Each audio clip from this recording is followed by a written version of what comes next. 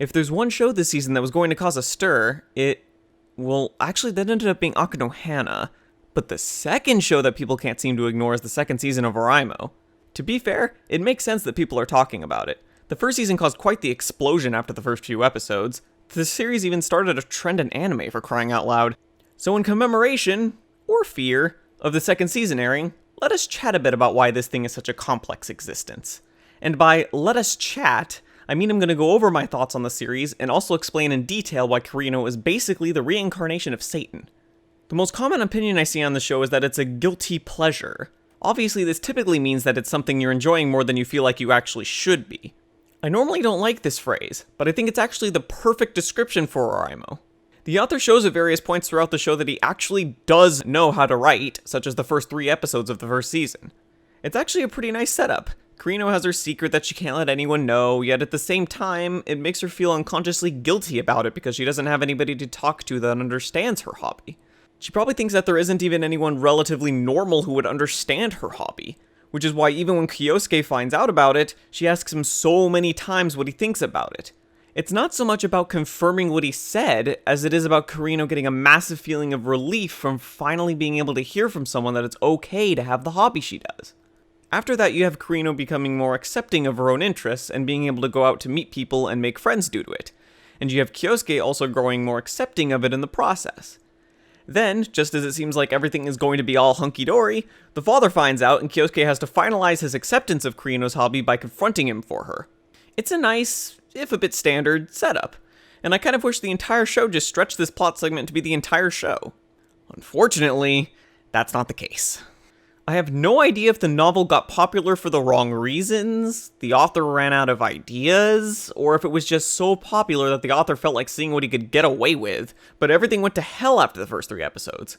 I actually think the most likely explanation is that, assuming the first 3 episodes cover the first volume, the guy wrote the first one, but then realized he had absolutely no idea where to take the story. So he did what everyone else does in that situation and turned it into harem shenanigans. To be fair, it manages to actually be somewhat subtle about it since unlike most harem shows, the girls aren't exactly drooling over Kyosuke. But it's hard to find any real motive behind the rest of the episodes except for shipping material or making Kirino look like even more and more of a bitch. Actually, if it was just shipping material, I'd actually like the show. It'd be extremely shallow, but at least it'd be decently written shallowness, if that makes sense. The majority of the side characters are likable after all. But the problem is that Kirino is not likable. At all. It would be one thing if you were supposed to hate her, but seeing as how any drama in the show revolves around her, that's obviously not the case. You know, it makes it kind of hard to sympathize with a character when you can't stand their very presence. She went from a decent enough female lead into one of the most despicable characters of all time. I mean, she was occasionally violent or antagonistic in the first 3 episodes, but at those times there was actually a reason for her behavior. She was either afraid her secret was going to be found out, she was nervous about something, or it was just a slapstick comedy moment. Maybe those moments were still supposed to be funny after the first 3 episodes, but since it becomes so one-sided and completely unwarranted at times, it's basically unbearable to watch. I doubt it was supposed to still be funny though. More likely than not, the author fully intended to turn her into this violent and evil entity.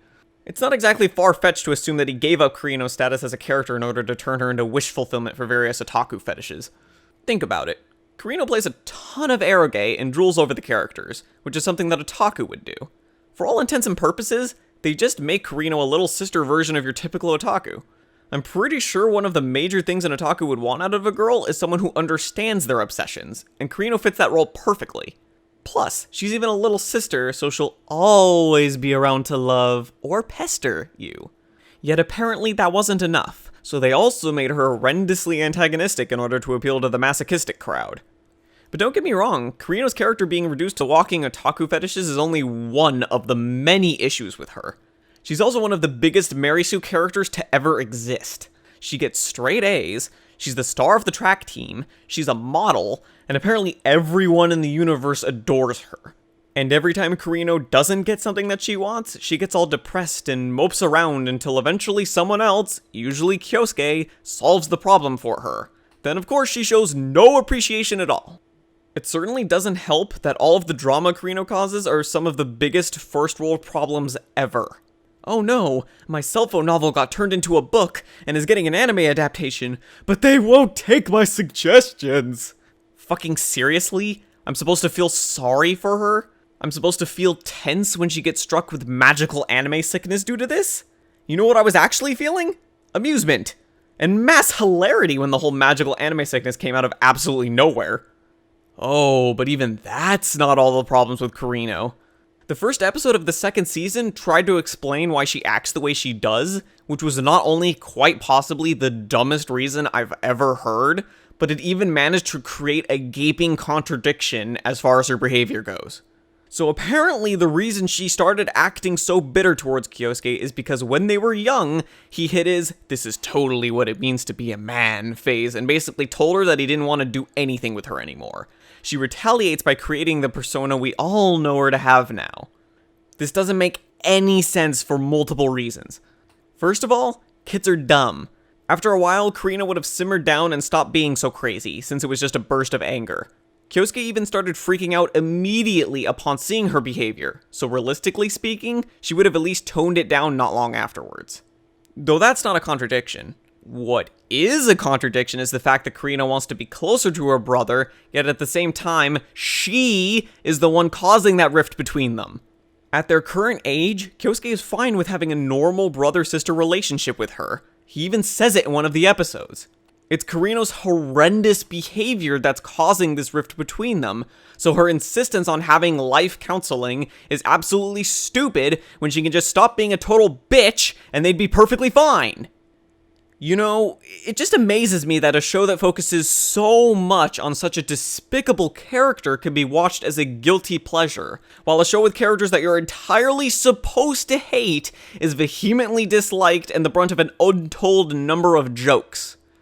It doesn't help that I've seen people give the absolute dumbest arguments in defense of OreImo. It's a great, accurate depiction of otaku culture. Yeah, okay. It's an honest portrayal of siblinghood. Yeah, okay. As a side note, as someone with an older sister myself, this is not how siblings act towards each other. It's never this one-sided. Either you're both mad at each other for something, you're getting along, or you're completely ignoring each other's existence. Though even if there are a pair of siblings out there that have it this one-sided, it wouldn't make it any less irritating to watch in a show that's supposed to be entertainment. Honestly, the only thing saving the show, and the only reason I'm watching it, would be the side characters. It's kind of a given that any character would be better than Kirino, but most of the side characters are actually nicely written characters. Kuroneko is basically the beacon of light in the show, if anything because she's the only character that actually calls Kirino out on her bullshit. Of course, it also helps that she's an infinitely better sibling than Kirino. One of my favorite scenes is when she's on the phone with Kyosuke and she takes various precautions in order to not wake her little sister who's asleep on her lap. She also covers her with a blanket and watches that Maru show with her despite hating it. As icing on the cake, this was during the episode where Kirino is busy drooling over her new Riyogaa game, as if the entire point of the episode was to show how shitty of a character she is compared to Kuroneko. Minami's also a great character. Her interactions with Kyosuke are always nice to watch, especially when they start getting flirtatious with each other. The episode where he spends the day and night at her house was absolutely hilarious. And just like the episode that showed off how awesome Kuroneko is, this one also managed to simultaneously show how irritating Kirino is. You know, you'd think the show might just be sending subliminal messages. Anyways, other than the side characters, there's no real reason to watch this show. It's hard to just kind of wave away a character like Kirino, and she seriously drags the show down immensely. Though turning the whole thing into a vaguely disguised harem didn't exactly help. Besides the side characters, the only reason I'm watching it is to see how much worse it could possibly get. It's kind of the same reasoning behind why you would watch a dumb teenager pull off dangerous stunts. Not because you're entertained by what they're currently doing, but because of a morbid fascination to watch how far they'll go before they end up falling right on their face.